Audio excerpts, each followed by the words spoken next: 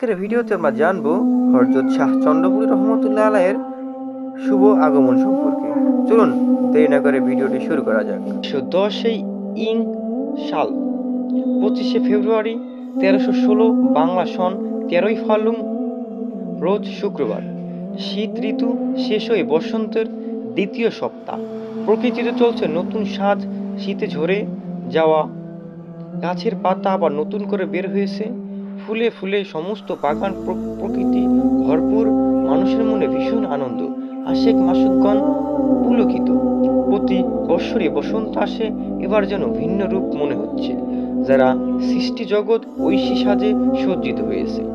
আসমানে অগণিত তারকা সহ কিছু কিছু নতুন তারকাও দেখা যাচ্ছে, যা ইতিপূর্বে সাধারণত দেখা যায়নি। শুধুমাত্র দেখা গিয়েছিল হযরত ইব্রাহিম আলাইহিসসালাম, হযরত মুসা আলাইহিসসালাম এবং শ্রেষ্ঠ রাসূল পাক মুহাম্মদুর রাসূলুল্লাহ সাল্লাল্লাহু আলাইহি ওয়াসাল্লাম জগতে আবির্ভাবকালে। মনে হয় প্রকৃতিতে কোনো পরিবর্তন আসছে। কার আগমনে এত সাজা? ১২ই ফাল্গুন বৃহস্পতিবার দিন অতিবাহিত হলো ঠাকুরের চরে সম্ভ্রান্ত পরিবার। সম্মানিত ব্যক্তি হাজী কুরবান আলী খান রহমতুল্লাহ সাহেবের সহধর্মিণী হযরত খাদিজা খাতুন রহমতুল্লাহ আলাইহ আসন্ন সন্তান প্রসবা। তাদের মনে কেনই বা এত আনন্দ?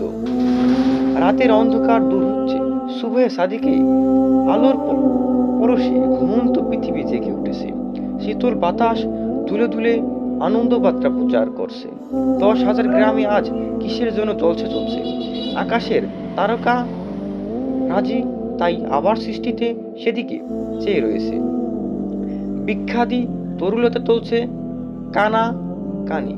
চারদিকে নীরব পৃথিবী গর্বে বুক ভরা আনন্দ নিঃশ্বাস নিচ্ছে। নদ নদী, সমুদ্র, পাহাড় পর্বত, পৃথিবী, স্বর্গ মর্ত সবখানেই আজ আনন্দ কলরব। সমস্ত সৃষ্টি জগতের হৃদয় আজ খুশিতে আত্মহারা। অনেক দিন যেন তারা এমন করে আনন্দ করেনি। ১৩০০ বছর পূর্বে সৃষ্টি জগতে এমন আনন্দের দোলা লেগেছিল যে দিনটি ছিল ১২ই রবিউল আউয়াল সোমবার। আর যেন সেই একই খুশবু মরুভূমিতে মক্কার বুকে যা প্রকাশ ঘটেছিল। ১০,০০০ গ্রামে হযরত মুন্সি মোহাম্মদ আমিনউদ্দিন রহমতুল্লাহ আলাইহির নেতৃত্ব ঘরে এক পূর্ণময়ী নারীর প্রসব বেদনা শুরু হয়েছে। ক্রমে ক্রমে তিনি অচেতন হয়ে পড়েছেন। স্থূল জগতের সম্পর্ক বিলুপ্ত হলো, রুহানি জগতের দৃশ্য ভেসে উঠল। মনে হলো জগতে সমস্ত আউলিয়াগণ চন্দ্রপাড়া সংলগ্ন ১০,০০০ গ্রামে উপস্থিত হয়েছে। সবাই আজ আনন্দে মাতোয়ারা। আসমানের তারকাগুলি ঝুলি ঝুলি মুন্সি আমিনউদ্দিন রহমতুল্লাহ আলাইহির ঘরের ওপর পড়ছে। ঠিক এমনই মুহূর্তে হযরত খাদিজা খাতুনের কোলে জুড়ে আসলেন এক ক্ষণজন্ম মহাপুরুষ, নূরের প্রদীপ। সবাই হতভম্ব। এ কি মানুষ না ফিরিস্তা? এমন নূরের পুতুল আর কখনোই এই এলাকায় মানুষ দেখেনি। ভূমিষ্ঠ হওয়ার সাথে সাথেই ঘরখানি নূরের আলোতে আলোকিত হয়ে গেল। নবজাতকের শরীর হতে প্রকাশিত আলোতে প্রদীপের আলো গ্লান হয়ে গেল।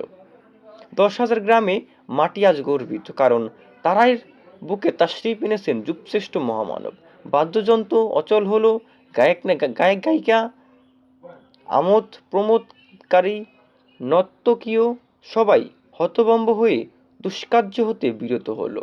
স্বৈরাচারী হিন্দু জমিদারগণের সিংহাসন কেঁপে উঠল। পৃথিবীর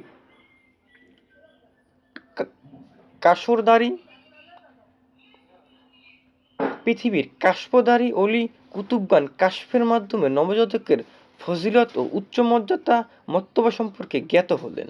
সমস্ত অলি কুতুবগণ সেদিকে মুখ ফিরালেন।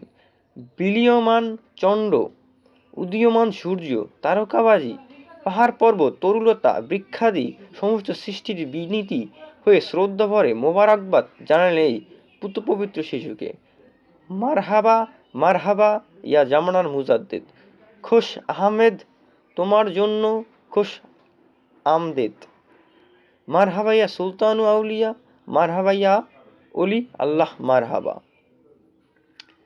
১৩ই ফাল্গুন জুম্মাবার সুবহে সাদিকের সময় জন্মগ্রহণ করলেন সেই নবজাতক, যার জন্য তামাম মাখলুকাতের এই ব্যস্ততা।